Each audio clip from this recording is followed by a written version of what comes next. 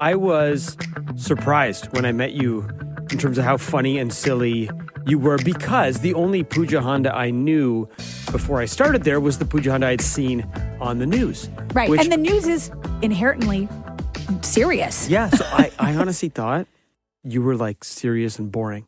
Oh. You're listening to a Pooja and Gurdeep podcast exclusive. You won't hear this anywhere else. Should we get into it? Let's do it. Top 3 things I get asked when I'm out in public about you and I. What time do we wake up? Do I really leave the studio for Can't Beat Gurdeep? And how long have you two known each other? Really? I get it. How did you meet? How long have you all known each other? A couple of people have even asked, is she your sister? Really? Because I refer to you as like a big sister sometimes. They're like, you guys actually related? Interesting. So we thought, like, why don't we just do a podcast exclusive on our origin story? Every superhero gets an origin story movie. I'm not saying we're superheroes, but I mean pretty close. The superheroes of morning radio? Yeah. So why don't we do our origin story? The lore. The lore. Legend has it. Yes. You know how much I like a legend has it. Anywhere I can drop that. I will just say, just so that we can balance things, I don't get asked any of those questions. You don't get asked about Can't Beat Gurdeep? No, I don't. What time you wake up? No, I get...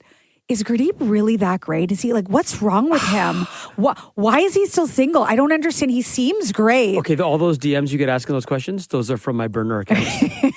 How many burner accounts do you have? So many. Okay, so how did we meet, I guess is the question. If someone were to ask you that on the spot, what's your answer? Do you even know? I think that people just assume they know because they watched us work together at a previous place. And we can say it. We were together at CP24 for most of our career. And it was 2009 you started. I started in 2008. You were there a year later. Mm-hmm. And I remember, actually, you came in the newsroom. You're really friendly. You know, you're talking to everyone. You're a bebop and scatting.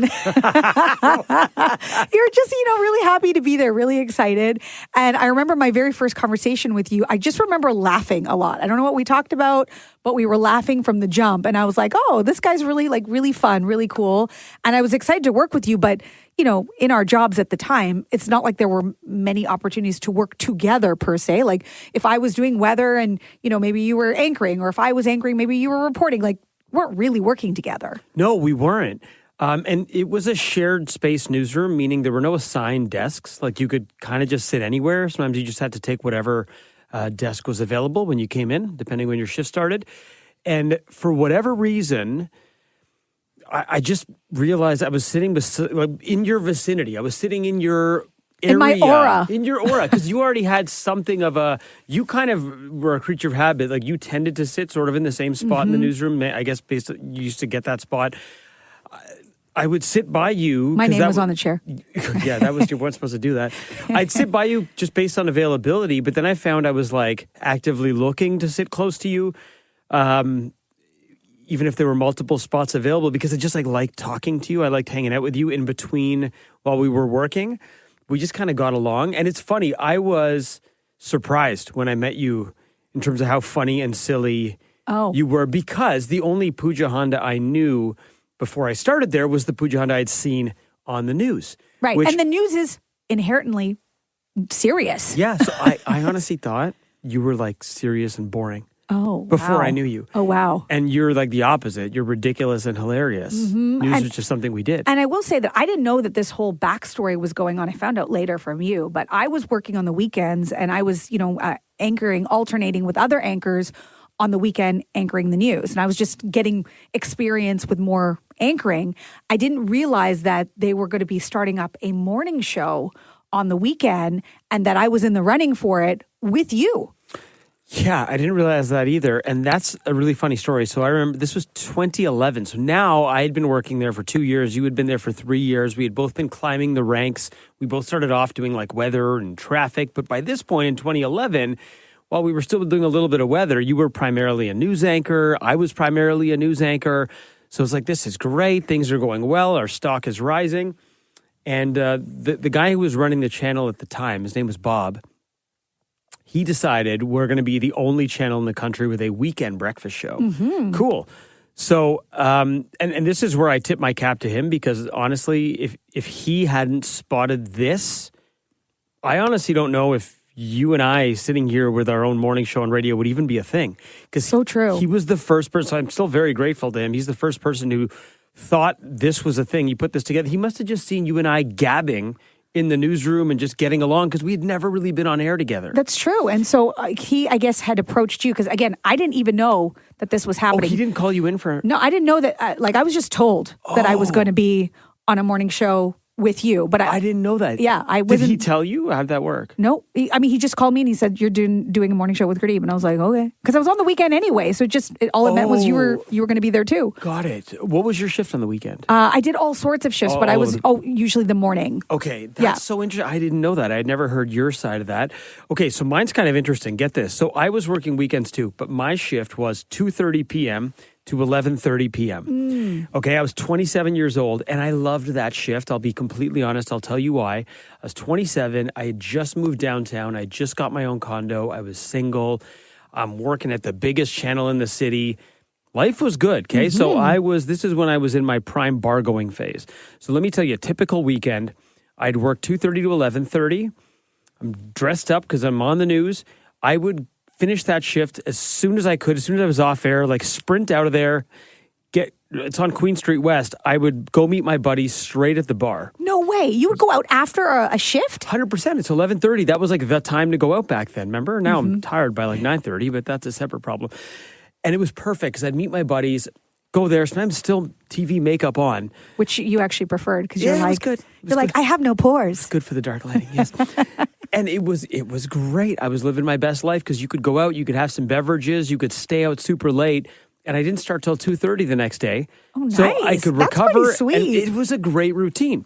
So when I get called into the office in March of 2011 and Bob says, we're launching a weekend breakfast show and I want you and Pooja to host it. I was like, oh man, at this point I had a pretty good relationship with Bob. So I'm like, I think I can be pretty honest. And this is what I said. I go, Bob, appreciate the opportunity. Thanks for thinking of me.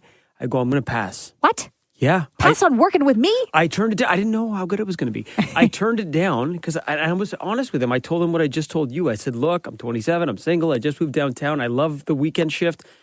I'll stay on weekends. I go, I just don't want to give up my weekends entirely by having to wake up at like 4 a.m. Fair. So I said, thanks, but no thanks. And he was so smart. And I'm so glad he did this because he could have just said, okay, cool, no problem. We'll pass the opportunity on to someone else. And who knows how history would have played itself out. It could have been Pooja and Eric in the morning. Oh, that Eric really gets me, grinds my gears. So this is what Bob said. He goes, okay, I'll tell you what. He goes, do it for a month. We won't put out a press release about the weekend show or who the hosts are. Just try it out for a month. And if you hate it, I'll find somebody else. He said, Pooja's in. But I'll Because he find didn't give somebody me a else. choice. Yeah, but it turns out I didn't know that. Yeah. So that's super fair, right? I can't say no to that. At the end of the day, he's my boss and I'm 27. So I said, okay, that's fine. I'll do it for a month. You and I did the first Saturday together and then the Sunday together. And I remember just feeling like, and I think you and I like looked at each other at one point, like during the show, we're like, this is freaking magic. Yeah. Because up until this point, when you're anchoring news, it's like 90 to 95% teleprompter. There's very little room to stray and inject a soul into the news and to make it pop and make it sing. Ad lib or anything. It's why most people think news anchors are boring. Mm-hmm. And you and I had the room here to have some fun, to talk, to tell personal stories, to go off script. We would be talking in the commercial breaks and then we'd be like, oh, we had to come back on air and had to stop what we were talking about. But we'd come on laughing and giggling because off air we were having such a great time. Yes. And sometimes that would even spill into the on air parts. Absolutely. And I remember that Monday, after doing one weekend with you, I walked right into Bob's office, sat down. I said, I'm in. I said, I'm in. Absolutely, I'm in. Doors were unlocking in my mind of like, oh my goodness, think about what this could lead to now seeing the potential. I didn't know you and I had chemistry on air. I knew we had fun off air, but I guess what I realized is they should really be one and the same. Right. If you're great together off air, you're probably great together on air. And that was the best decision I've ever made. I'm so glad I didn't know that story because if I had thought that you and I were doing this show together and that you had an out in a month, I don't think I'd be very happy about that. I just assumed it was like, I think because I was already working the morning, he was just like, this is who's going to be joining you. I assumed it was you for life. I didn't know that you had a say in it or that you were planning on leaving. I'm glad I didn't know that. It's a good thing that first weekend went really well. Yeah. Imagine it was a bit bumpy. I'm like, yeah, Bob, this was great. I think I'm going to take that option. I'm out. Yeah. Well, almost better that I didn't know that because then that means it was really organic and authentic. 100%. And then that led to us eventually working together on the Monday to Friday show. And then that led to us here at the Pooja and Gurdeep show on CHFI. And it's literally been the best decision of my life, that and getting Coffee the Pooch. Yes. And people have often said, why did you leave? Why did you leave? And, we can get into all of that. But the main thing was that you and I always talked about wanting our own show and wanting to do something together. And people would say it to us. They would stop us. They'd be like, you two really need to have your own show. You two really need to have your own show. So we pitched lots of show ideas over the years that never came to fruition. But that was always the goal, the dream, that maybe one day you and I could have our own show outside of news. Mm-hmm. And this is it. And the way they really sold us on it was, when we were chatting with the folks here about potentially coming over from TV to do this show, the boss here at CHFI said, hey, what's your favorite part of CP24 Breakfast? And I said, well, it's when I'm done. I was a news anchor and you were the host. It was like, hey, it's when I'm done the news bit, when I get that business out of the way and I move over to the couch with Pooja and some of our other co-hosts and we get to just shoot the breeze. Mm-hmm.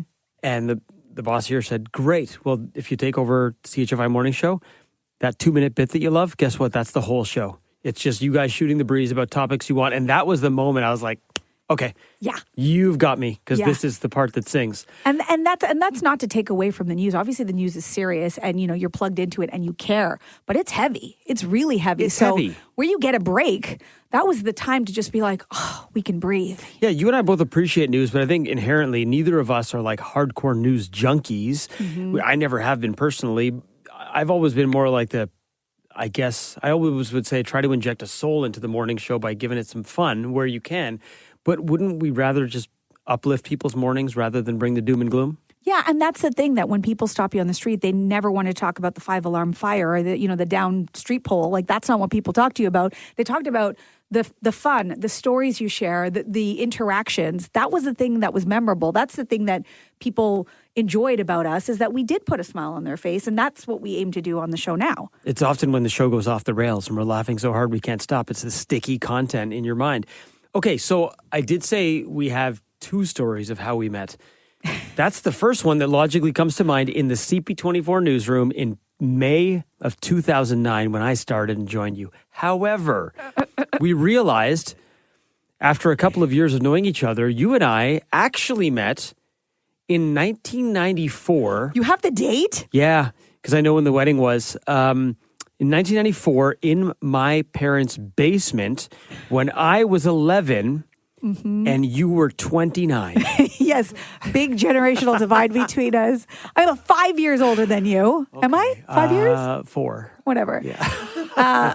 We I was 11. You were. I was 11. You were 15. Okay, and we met in your basement. And here's the thing that you said in the middle of the newsroom out loud. When it came to you, I guess, that we had known each other before I had an epiphany. You yelled out loud. You're like, Pooja, don't you remember? We know each other already. You danced in my basement. And it just sounded so wrong. Like, what? Wait, you were a dancer in your past life? Because immediately the thoughts of dancer went to a different You were the place. hired, and I tried to save it by going, no, you were the hired entertainment. That didn't help. No. So when I was younger, I used to do dances, and I used to do like these, Bollywood style dances at people's homes. You still do those. I still do them. Yeah. I just don't. It's not the same. Doesn't come with the same fanfare. Now they're just like, please stop doing the Running Man. But back then, Running Man. The Running Man. Back then, I used to do these Bollywood dances, and people would ask me. And you are a very good dancer. I was a good performer, and I did a particular dance for Shara. Was it Shara's wedding? No, it was Shara's. So we have a common family friend. It was her older sister, Jeopardy. It was her wedding, and my parents, because we're very close with them, decided to host the Sangeet. The Sangeet is, Indian weddings are like 5 functions over a week. The Sangeet is like the most fun party-like function. And we decided, and to date, in the 40 years of that house, this is the most people that have ever been in my house. I think there were 250 people. Wow. The house was packed. It was a huge jam They zone. all came to see my Bollywood dance. They heard you were That's what it performing, was. and they're like, front row tickets. Yeah, it's kind of crazy that I didn't even know whose wedding it was that I did a dance for, but those You were the did days. so many. I used to dance in lots of people's basements, so there. And you performed in my basement. Now, I don't specifically remember seeing the performance because I was at that age where I was probably upstairs playing with the kids. It wasn't memorable. It was probably very memorable. If someone had just tapped me on the shoulder and said, hey, kid, you probably want to watch this. This is the person that you're going to spend most of your adult career and life I with. still don't think you'd be into it, but okay. I'd be like, what's a career? Yeah. Why is she popping out from behind the pole? What is she doing? Whoa, what? Well, yeah. Well, I knew it. You were the hired entertainment. No, like, what are the support walls called? A pillar? A pillar. Yeah. The pillar. Yeah. I popped out from the pillar. Yeah. Okay. Yeah. All right. That works. The point is, we did know each other before we met in news. We just didn't know it until that moment you brought it up in the newsroom. Yes. And we will meet for the first time for a third time in the year 2089 on another planet. Or our AI versions, our avatars will. Yes. Hey, and if you like what you just heard, follow, rate, and review the Pooja and Gurdeep Show podcast. Wherever you listen, it does us a huge favor, and it's all we'll ever ask of you. Thanks so much.